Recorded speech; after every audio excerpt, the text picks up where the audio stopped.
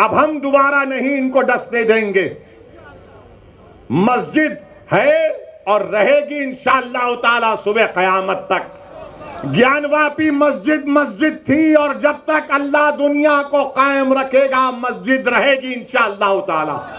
मैं आपसे अपील कर रहा हूं कि हम घर में भी मुसलमान बनकर रहेंगे, बाहर भी मुसलमान बनकर रहेंगे। हालात कुछ भी होंगे मगर हम डर कर मायूस हरगिज नहीं होंगे। मस्जिद का मसला आया, मस्जिद तो मेरी है ना, मस्जिद तो मेरी है। और ज्ञानवापी मस्जिद के बारे में टीवी चैनल पर बहुत शाम में 6 बजे रात में 9 बजे बैठकर ये बहुत दर्स देते हैं।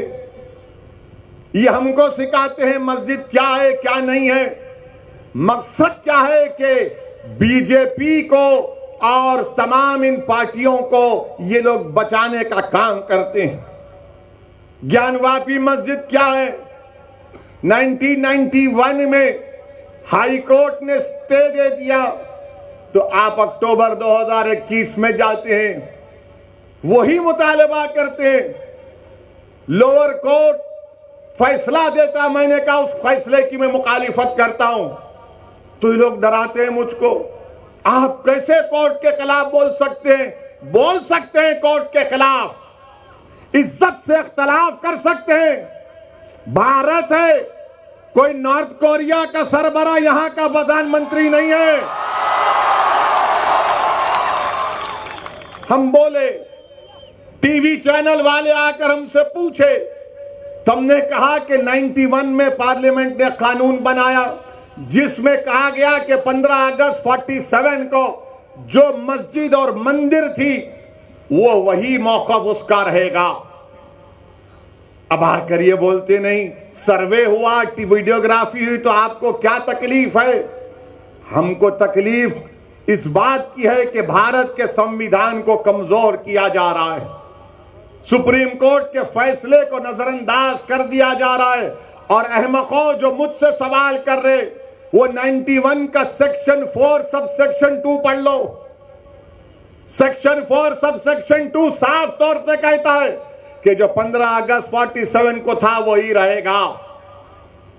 मगर मेरे अजीज दोस्तों और बुजुर्गों, याद रखिए मेरी इस बात को, जब मैं 21 साल का था तो बाबरी मस्जिद को मुझसे छीन लिया गया।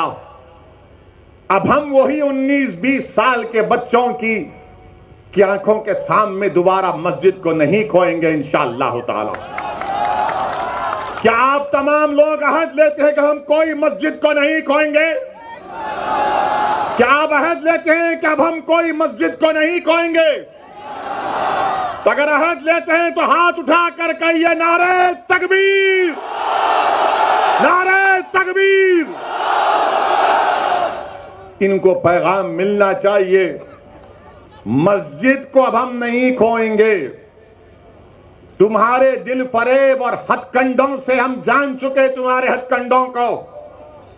और अल्लाह के रसूल सल्लल्लाहु अलैहि वसल्लम का हदीस शरीफ है कि मोमिन वो है जो 2 बार एक सुराख से नहीं डसा जाता। अब हम दोबारा नहीं इनको डसने देंगे। मस्जिद है और रहेगी इंशाअल्लाह ताला सुबह क़यामत तक।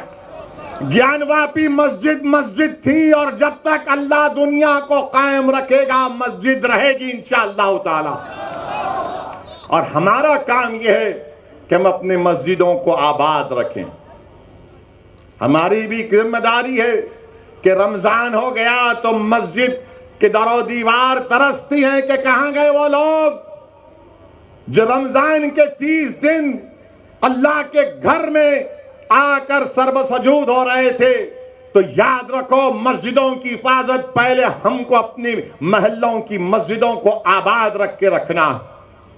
अगर हम अपने महल्लों की, गांव की मस्जिद को आबाद रखेंगे तो ये शैतानी ताकतें जो ललचाई हुई नजरों से हमको अपनी तहजीब से महरूम करना चाहती हैं, इनको पैगाम मिल जाएगा कि अब दोबारा मुसलमान भारत का मस्जिद खोने को तैयार नहीं है। मेरे अजीज दोस्तों और बुजुर्गों, मगर आज ज्ञानवापी का मसला आया, हिजाब का मसला आया, तो क्या कांग्रेस पार्टी ने कुछ कहा? कोई कांग्रेस के लीडर ने कहा? नहीं बोलेंगे। क्या समाजवादी के या आप पार्टी के किसी कायद ने कहा? नहीं बोलेंगे। क्यों नहीं बोलेंगे? क्योंकि इनको मालूम कि मुसलमान तो डराओ, इसको डराओ और डरा कर वोट हासिल कर लो। इनको मालूम कि मुसलमानों का जहन उसमें डाल दिया गया कि नहीं नहीं, आपको सरकार को बदलना है। मेरे अजीज दोस्तों और बुजुर्गों, याद रखिए मेरी इस बात को कि हुकूमत को आप नहीं बदल सकते, अपने नुमाइंदों को आप कामयाब कर सकते हैं। अरे मस्जिद का मसला आया तो नहीं बोलेंगे, हिजाब का मसला आया तो नहीं बोलेंगे, दिल्ली के जहांगीरपुरी में गरीबों की दुकानों को तोड़ दिया गया तो मुंह नहीं खोलेंगे। मैं जब दुकानों को दिल्ली में तोड़ा जा रहा था, जब बुलडोजर दुकान के पास पहुंच चुके तो किसी गरीब ने मुझे फोन करके कहा कि ओवैसी का तुम आओगे या नहीं आओगे? मैंने कहा जरूर आऊंगा। पहली फ्लाइट लेकर दिल्ली को जब पहुंचा, हमारे दिल्ली के मजलिस के सदर कलीम हफीज साहब से कहा कि हमको जाना है। हम गए वहां पर, उसी मस्जिद में जाकर नमाज मगरिब अदा की। रास्ते में रोजा खोलना पड़ा, वक्त हो गया था। जिस मस्जिद के सामने उसकी दीवार को और गेट को शहीद कर दिया गया था। आप बताइए क्यों नहीं गए ये तमाम पार्टी के लोग जो मुझ पर इल्जाम लगाते हैं, जो मुझ पर इल्जाम लगाते? जाना था ना, नहीं गए। क्यों नहीं गए? क्योंकि उनको मालूम मुसलमान को डराओ और वो खुद ब खुद आपको वोट देता रहेगा।